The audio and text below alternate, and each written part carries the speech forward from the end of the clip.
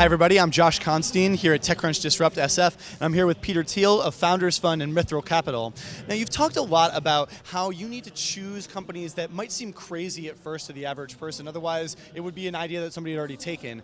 How do you tell the difference between crazy and crazy like a fox, something that will actually pan out?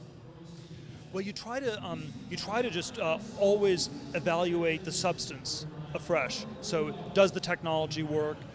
You can ask questions about what's the prehistory of the founders? Have they been working together for a while?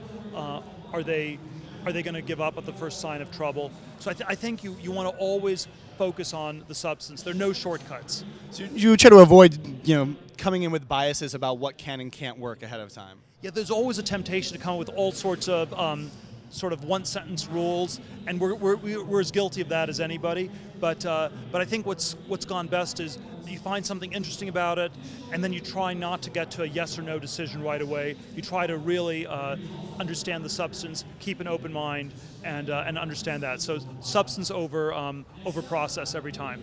So it's surely a hard question to answer because it's very generic and every startup is different. But when you hear an idea that you're wondering if it can really work, what is your go-to follow-up question to ask an entrepreneur pitching you about what is their philosophy or their long-term vision and how likely they are to succeed at it? Well, there's you always want to get the team, the technology, and the business strategy. So you have to get all three of those to work. And so if people want to talk about the technology, we'll talk about the people and the business strategy. So you go to the other two topics if they don't want to talk about them that much. So I wanted to ask you a little bit about your philosophy and the philosophy of the new rich that's come out of the technology scene. You're known for having very strong perspectives. I personally went to the Seasteading Festival ephemerisle. I'm really fascinated by that way of looking at things where we can solve the problems ourselves. We don't necessarily have to wait for somebody else. What do you think? Do you think that there's a different value system amongst people who are becoming wealthy out of the technology scene opposed to industries of old? It's always hard to generalize, but I do think there's probably something different whether you made your money in computers or in, say, resources in the Congo or something like that. So I do think that there's something generally good about technology and generally very positive about this as an industry. I'm obviously a little bit biased, but I do really believe that. I think philanthropy is an area that deserves to also be rethought, and I always like asking these contrarian questions. And so if the contrarian question in business is, what great company is nobody starting? In philanthropy, the contrarian question I think is always something like, what great cause does nobody want to support? And so I always, one of the questions I always like to ask is, why is a cause unpopular? I don't want to give money to popular causes. I feel those are well enough funded. I think it's the unpopular causes that deserve to get more.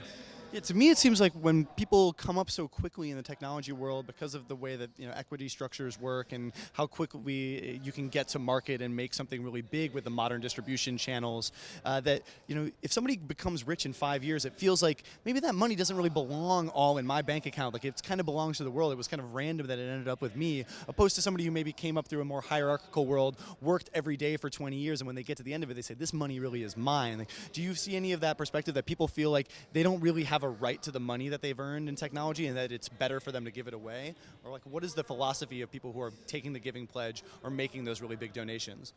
Well, I think in general it is that they want to give something back to society. I'm not sure if I think they mostly do think that I'm not sure they deserve all of it, but I think they deserve some of what they got.